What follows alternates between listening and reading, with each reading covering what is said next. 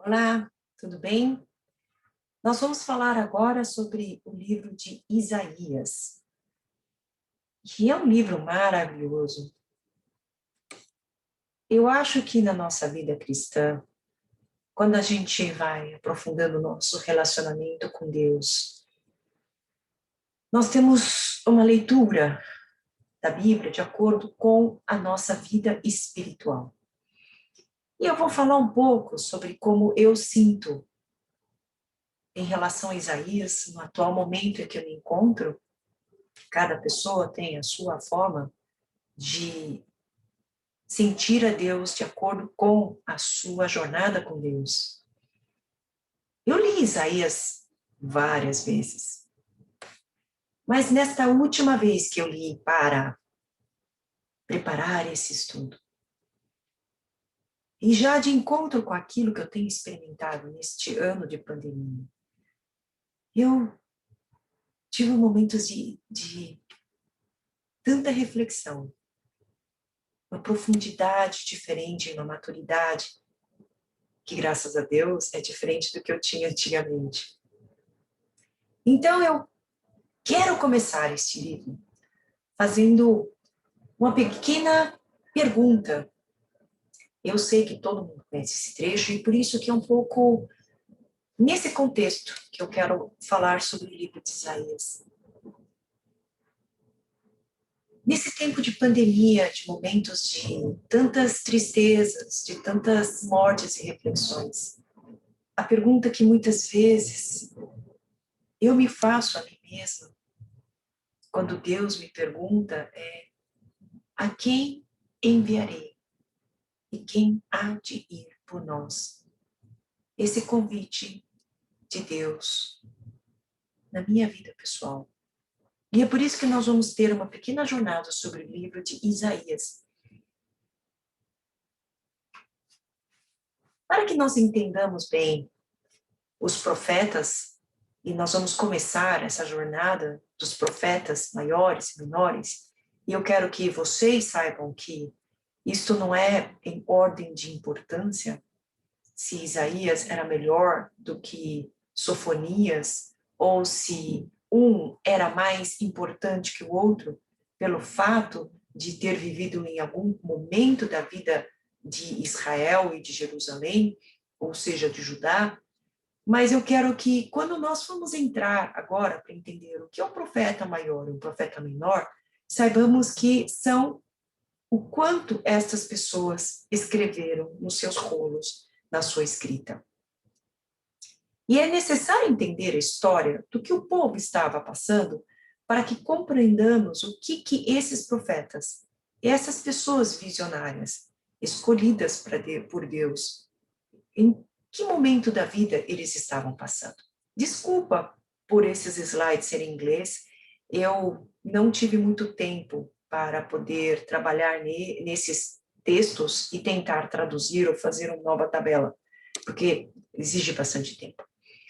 Mas nós precisamos entender que, uma vez que o povo voltou do Egito e povoaram a terra de Canaã, conforme a promessa que Deus havia dado para Abraão, tomado posse, e depois de muito tempo, finalmente ter constituído um povo, uma nação, um reinado, com Roboão, o reino se divide.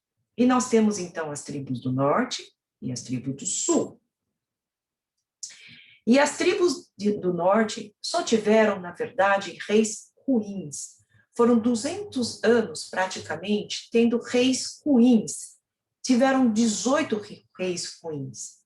E Deus falou: chega, agora eu dei todas as oportunidades, eu dei tudo que tinha para vocês, para se resgatarem, de modo que em 722 anos antes de Cristo, a Síria vem e toma o povo de Israel e povoa a Samaria, por isso que temos os samaritanos, com pessoas de tribos e nações diferentes, como era o costume dos assírios, para que não tivesse mais a história, a nação, e com essa miscigenagem perdesse o senso de nação o senso de povo, e com isso não podiam contra-atacar.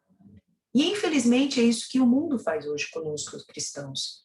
Eles tentam nos tirar a nossa identidade, as nossas ideias cristãs, fazer com que nós tenhamos o pensamento do mundo, de modo que nós não possamos ser um povo, uma tribo, uma raça, um pensamento, uma só nação, e nós não sejamos unidos e possamos confrontar ou enfrentar o real inimigo. O povo do sul tinha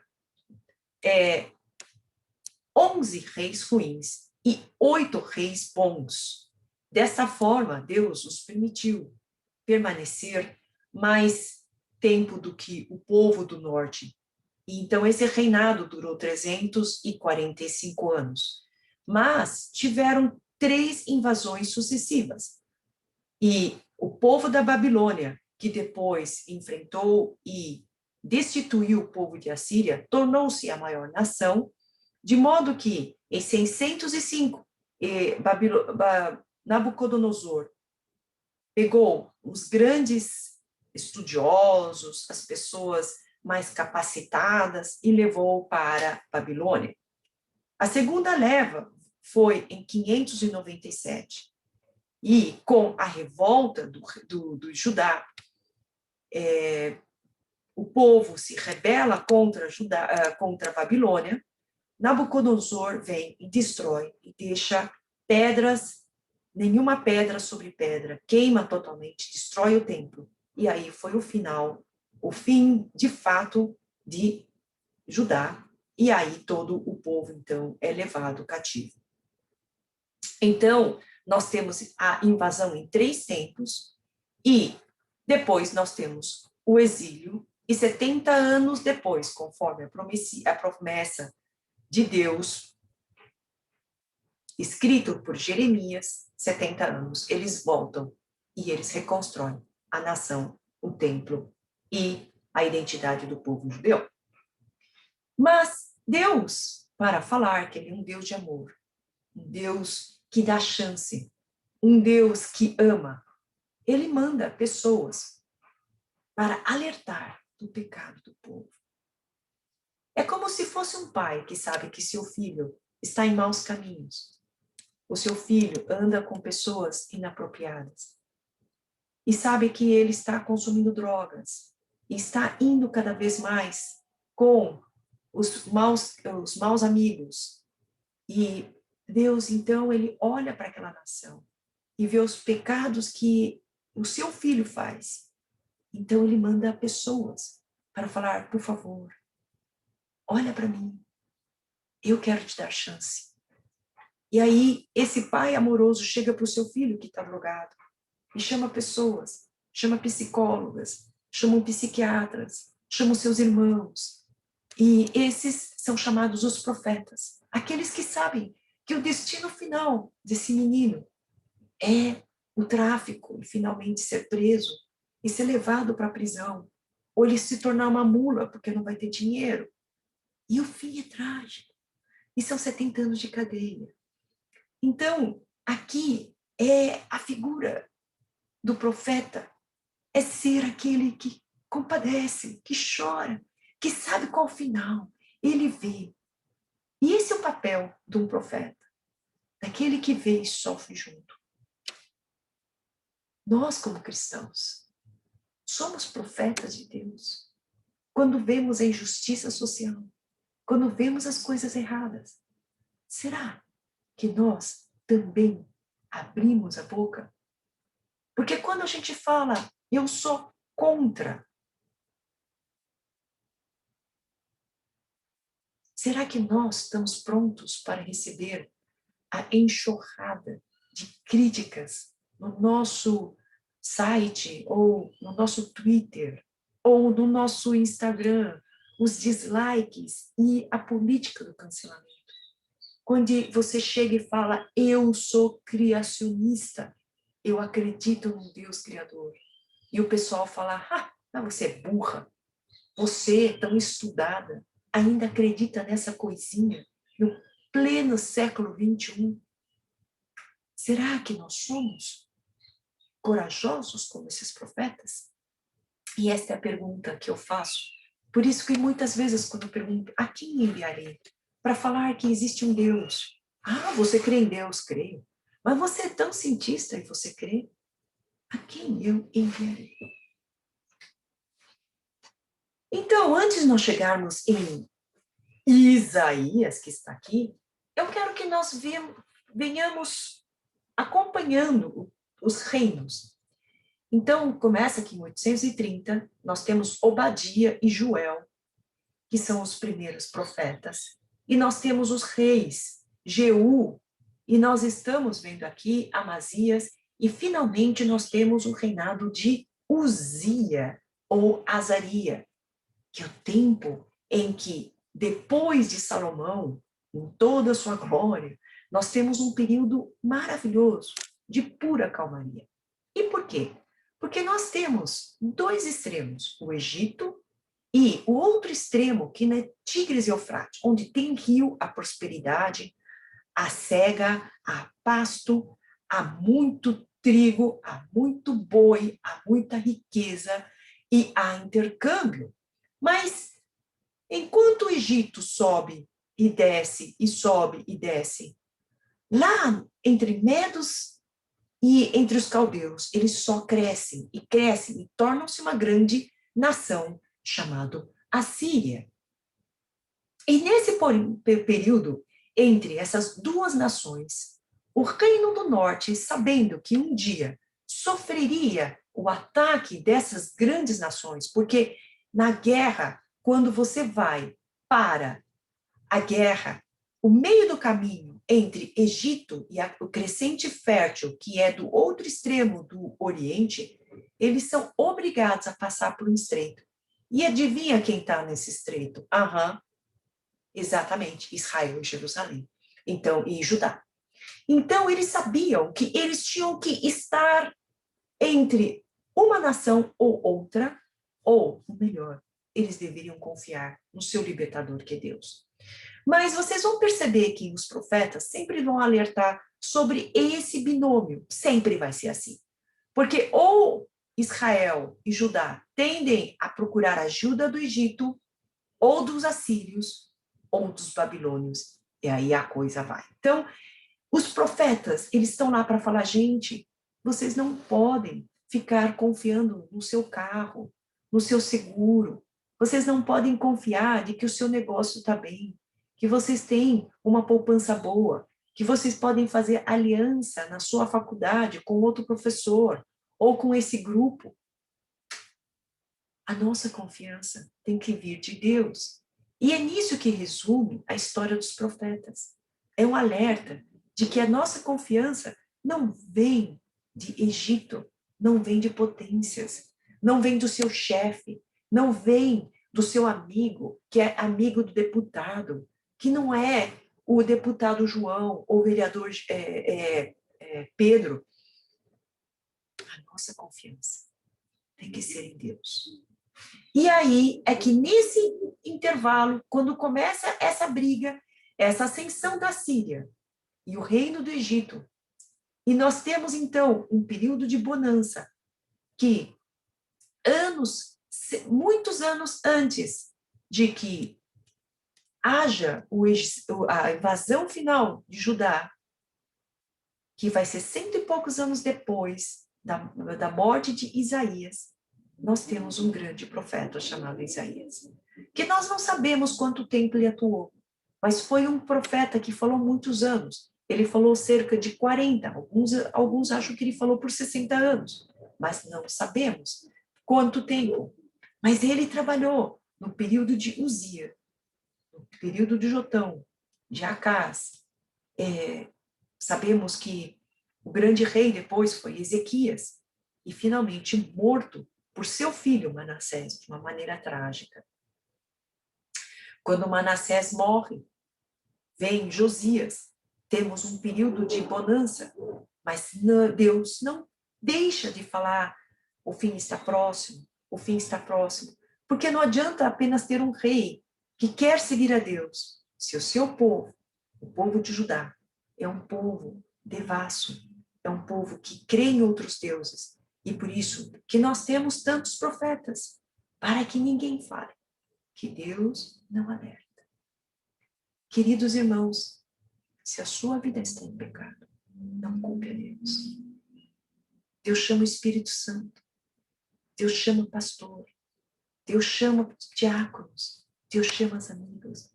E te fala, meu querido irmão, minha querida irmã, volta para Deus. Peça perdão. Deus é tarde de mirar e pronto para perdoar. E esse é o papel hoje do que é um verdadeiro profeta. Mas nós não podemos falar com legalismo. Olha só o que você fez. Mas falamos com o tom que um profeta de Deus tem que ter. Meu querido irmão, eu vejo o seu pecado. Eu vejo o seu problema. Eu estou aqui, acolhendo você, mostrando que tem um caminho. Porque o Espírito Santo de Deus é o nosso modelo. Ele não invade a nossa vida. Ele nos toca, ele nos fala, arrependa-se. E esse é o papel que Isaías fez. E é um livro lindo. Ele é um livro maravilhoso, porque é um livro que faz esse papel por todo o período em que ele atuou, desde o período de rei Uzias, que foi o rei da grande bonança, de período de paz, até quando ele foi morto por Manassés. Nós temos um profeta que falou de coração, com um livro belíssimo, que eu conclamo vocês a ler. Isso aqui é só para mostrar que aprendi na aula de Daniel a fazer esse recurso. Então vamos falar um pouquinho das curiosidades sobre, uma pequenas coisinhas sobre o livro de Isaías. Agora vamos ver se eu aprendi direitinho com o Daniel. Yes! Abri o livro. Então, o livro de Isaías significa Yahvé, Deus é a salvação. É uma corruptela bem igual a Jesus ou Josué, Isaías. E ele é o 23º livro do Velho Testamento, chamado de Profetas Maiores, porque ele escreveu muito, 66 livros. E ele escreveu com estilo belíssimo, mesmo traduzido. Vimos a figura de linguagem, a grandeza como ele fala, e sabemos provavelmente que era um homem cultíssimo para poder usar tantas palavras, essa requinte de escrita, diferente de outros, como, por exemplo, Amós, que era um profeta, que era um vaqueiro. Então, nós vimos a riqueza das palavras, do vocabulário, as suas poesias, a rima, a riqueza. Esse homem era douto, era um homem extremamente estudado, era um homem requintado. E achamos que Amós, no fundo, era primo ou alguém da família real, porque Isaías vivia no palácio.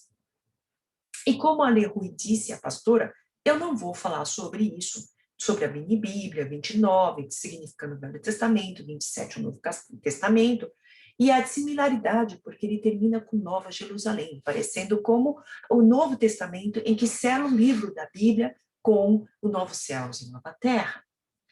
E devido a essa riqueza, esse homem ser tão culto, nós podemos também chamar ele de o Shakespeare dos profetas, pelo requinte, pela linguagem dele.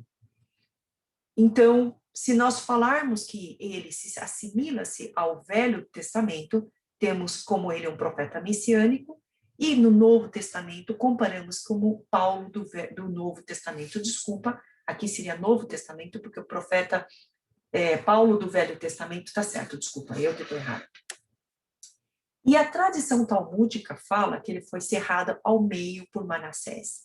Hebreus apenas fala que muitos morreram cerrados, e provavelmente em referência a Isaías.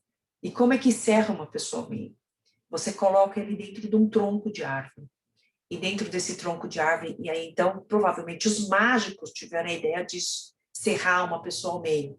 E provavelmente foi assim que ele foi cerrado, morto ao meio por um rei tão ruim chamado Manassés. Então, ele atuou no tempo de Uzias, Jotão, Acás claro, Manassés, porque ele morreu nas mãos de Manassés. Apesar de ele falar justamente para Jerusalém, mas para o reino do sul, evidentemente, vamos ver em breve que ele fazia oráculos também para os outros reinos. E nós vamos falar que ele falou antes, 100 anos antes de Babilônia invadir.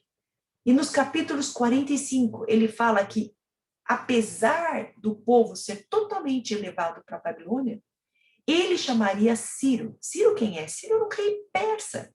E foi no decreto do rei Ciro, em 538, que Jerusalém, ou seja, o povo de Israel volta para reconstruir em Jerusalém a cidade e o seu templo. Então, para ver que realmente ele era um verdadeiro profeta. Porque a Bíblia fala que nós podemos checar se alguém é profeta, se tudo que ele falar se concretizar. E a coisa bela é que eu amo de Isaías é a palavra santo. Santo é citado 43 vezes. E o santo de Israel, que é quem é o mais santo de todos, quem é santíssimo, é o nosso Deus, é falado 29 vezes. E a segunda coisa que é importante é que, apesar da santidade de Deus, do seu juízo, Deus nos traz a salvação, que é citado 26 vezes nesse livro. E como eu disse, Isaías também profetizou para as nações vizinhas, mostrando que Deus é o Deus das nações, não é somente de um povo. Ele reina sobre tudo. E esse tabuleiro de xadrez, quem ganha, quem rege, quem coloca cada peça é o nosso Deus. Então, para vocês entenderem, tempo de Isaías, esse era o Império Assírio. E nós vimos então que Isaías profetiza contra essas nações, falando que, vocês acham que vocês vão ganhar, vocês orgulhosos, não esqueçam. Então ele fala contra a Babilônia, depois ele fala sobre a Síria, depois ele fala sobre os filisteus, a Filístia, depois ele fala sobre Moabe, que está nessa região, depois ele volta e fala sobre Damasco, e fala sobre Etiópia. Por que Etiópia? Porque Etiópia, o reinado do Egito estava sobre a mão de um povo de originária da Etiópia. Depois ele volta para o Egito, e depois ele fala, Babilônia, cuidado, e fala sobre a queda de Edom. Isso antes dos babilônios destruírem Edom. Depois ele fala da Arábia, tome cuidado vocês. E aí ele fala sobre Judá, e fala sobre Tiro, que também era uma cidade que tinha os maiores navegadores e achavam que o seu comércio não teria fim. Então, toda essa nação, cuidado, a sua soberba, como diz a Bíblia, precede a sua queda, porque Deus usa eles para serem o quê? O juízo na terra, mas eles são soberbos, não sabem que quem usa a justiça por meio desse povo é Deus. Então, esse livro fala sobre a majestade, a soberania de Deus. E que, apesar dessa soberania, Deus é um Deus de amor, é um Deus de redenção para os israelitas. Mas o seu juízo também traz salvação. E isto é como a bênção de Abraão. Será para todos os tribos, povos e raças. E esta figura nos relembra a Apocalipse, quando fala que de todas as tribos, povos e raças, todos virão ao nosso Deus. E por isso que a ênfase é a santidade, é a majestade, é a justiça de Deus, que tem compaixão, que salva, que vai e alerta Israel, e alerta Judá, e alerta. E esse povo renega, o povo, ele não quer ouvir, porque ele está tão incrustado no pecado que ele não consegue vislumbrar a grandeza de Deus. Mas mesmo assim, a cartada final é Deus mandar o seu próprio servo sofredor e fala, me dá o seu pecado, me dá a sua ignorância, me dá essa sua recusa, dá esse castigo que é merecido, me dá, porque eu serei desfigurado, batido por causa de vocês. E depois disso, apesar de eu saber que muitos me rejeitarão, e mesmo assim, eu darei um glorioso futuro. Que beleza! Que lindo esse livro! Que maravilhosa promessa de Deus para nós que somos tão imerecidos e eleitos, escolhidos, porque nós mesmos, nós não saberíamos escolher a esse Deus que é tão poderoso. E a sinapse desse livro, desculpa, a sinapse é coisa de neurologista que eu falar, a sinopse desse livro é que nós temos isso daqui. Nós temos 39 livros em que nós temos as profecias antes do exílio. Depois nós temos o exílio e depois nós temos a volta do exílio, o consolo, a volta, a permissão de uma nova nação, de criar por meio de Ciro uma nova nação, um novo templo, uma nova terra. E nós teremos aqui finalmente o glorioso futuro e as nações e a vinda do servo sofredor, para que depois disso permita com que a nova Jerusalém seja aberta para todos que vêm, aqueles que buscam a Deus. Os gentios buscarão ao Senhor. De modo que eu não vou perder tempo com a jornada, porque é um livro muito longo, mas eu quero que vocês vejam isso. Esse livro, então, tem aqui o meio, até o capítulo 39. Ele fala de um Deus santo, de um Deus poderoso, de um Deus que tem o seu Shekinah. Ele tem aquela nuvem, aquela coisa maravilhosa, que é indescritível, que é a coisa de Deus, a glória de Deus, que ele reina, ele habita no meio do seu povo. A arca é esse sinal, ele está em Jerusalém, ele habita no meio do teu povo. Essa santidade. Mas a santidade de Deus não consegue se coabitar com a imoralidade, com o pecado. Quando o Espírito Santo de Deus habita em nós, não tem como habitar junto o pecado, a imoralidade, a prostituição, a lascívia. Não tem como conviver com o nosso orgulho. Deus, então, ele traz o julgamento, porque a santidade de Deus, o juízo de Deus, a justiça, a sua justiça, não consegue, por ele ser santo, por ele ser justo, ele precisa, por causa dos seus atributos imutáveis, trazer a execução. Ele precisa trazer a correção ao seu povo.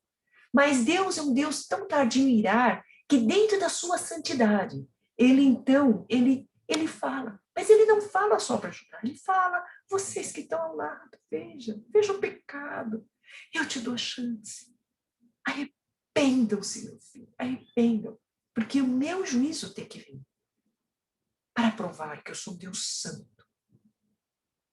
Então, eu não sei quanto a você, como é que está a tua vida. Mas quando Deus te tocar, o Espírito Santo de Deus te tocar, saiba que é por amor. É um pai que compadece do seu filho, que rouba para poder comprar drogas. Ele fala, meu filho, volta a mim. Volta a minha casa. A minha porta está aberta. Vamos juntos vencer as drogas. Vamos juntos vencer a sua depressão. Vamos juntos vencer a sua incapacidade de procurar a Deus. Vamos crescer juntos. E é nesse ambiente que Deus chama. E Ele chama uma figura tão linda, porque no tempo de Uzia, no tempo da morte, quando aquele reinado lindo, tudo se acaba, quando você perde seu emprego, quando o Uzia morre, quando você, a sua finança que estava naquela aplicação, vem a pandemia e você perde 200, 300 mil, ou você perde aquela sua poupança. Ou quando vem a pandemia, quando morre Uzias, morre seu pai, morre seu irmão, seu primo, ou morre seus sonhos, ou morre seu casamento. Você, Isaías, vai ao templo de Deus. E você lá orando no templo, de repente vem a visão gloriosa. Santo, santo, santo. Que em judaico significa a supremacia. Eles não têm o santão. Eles, quando colocam santo, santo, já é muito cantares e cantares, o cântico dos cânticos. Mas 3 vezes significa o infinito do santo. E ele então vê a glória de Deus. E ele percebe o seu pecado. Então nós, irmãos, quando nós chegamos a Deus e vemos nosso pecado, peça para Ele, Senhor, purifica-me. E a brasa de Deus está pronto, preparado para purificar. Eu não sei que coração, ou que língua, ou que pé, ou que mão Deus precisa te purificar com a brasa. Mas a brasa de Deus estava lá, no templo. E purifica Isaías. E a sua vida muda. E ele se torna um profeta. Aquele que é capaz de morrer cerrado ao meio, porque ele sabia que ser profeta era sofrer por Deus. Será que você está pronto para sofrer, amar a Deus? Mesmo que isso significa, como Isaías, viver nu 3 anos e ao mesmo tempo ver as coisas que iam acontecer e falar que mesmo assim eu me glorio, meu Deus. Eu prefiro, meu Deus, do que viver a vida que eu tinha, de muito carro, muito luxo, muito dinheiro. Porque quando vem a santidade de Deus em nossas vidas, quando a santidade de Deus um dia entrou em mim, e eu percebi o meu pecado, eu mudei completamente. Eu não sou santa, eu sou a pior das pecadoras, mas a santidade de Deus, que seja Ele que me santifique, e eu possa um dia dizer a Deus, eu espero no meu Deus. Mas esse povo não quis ouvir. E houve o exílio. Mas Deus traz o conforto. Deus, ele nessa cadeia. Nesse momento em que Deus permitiu que o povo fosse exílio, eles foram depurados. Não foram depurados como a prata, como diz o livro de Isaías, mas foram depurados pelo sofrimento. Porque desse sofrimento, eles puderam ver o quanto eles precisavam buscar um Deus que era gracioso, compassivo, e que a sua glória precisava ser restituída na sua vida. O que significa glória ser restituída? É tabernacular.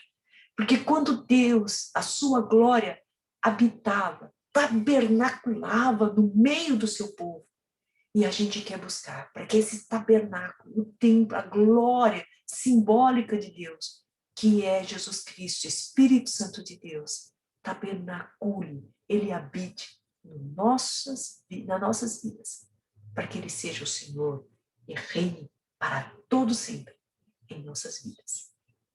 Então, os primeiros capítulos, ele fala da glória de Deus, da santidade de Deus, holiness, a santidade, porque a santidade, e isso vai permear todo esse capítulo, e da sua santidade, o segundo capítulo, ele vai culminar na glória, de modo que a glória e a santidade de Deus, elas são algo que são juntas, uma leva a glória, e a glória leva a santidade. E a santidade de Deus nos faz pensar na sua glória, e a glória de Deus nos faz pensar na sua santidade. A sua santidade traz o juízo, porque nós não podemos continuar pecando. E a glória de Deus traz o seu conforto, porque o conforto de Deus é porque Ele é gracioso, e Ele é compassivo, e Ele nos ama. De modo que o livro de Isaías é isso daqui. É um profeta que sofre, que alerta de que reis, pensem bem. Vocês acham que a Síria e a Babilônia poderão te livrar? Que vocês estão seguros dando ouro e dinheiro para eles? Não, não, não, não, não. Vocês têm que confiar. A palavra de Deus, Ele é a nossa esperança. E ele começa com uma introdução, falando que a cidade de Jerusalém, ela é corrupta, ela é uma cidade que ela está cheia de pecado, mas Deus quer nos dar uma nova Jerusalém.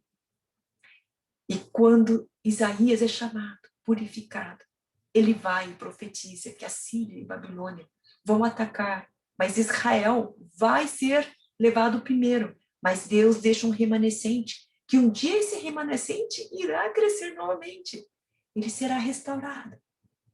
E aí, quando a casa assume, ele fala, veja, virá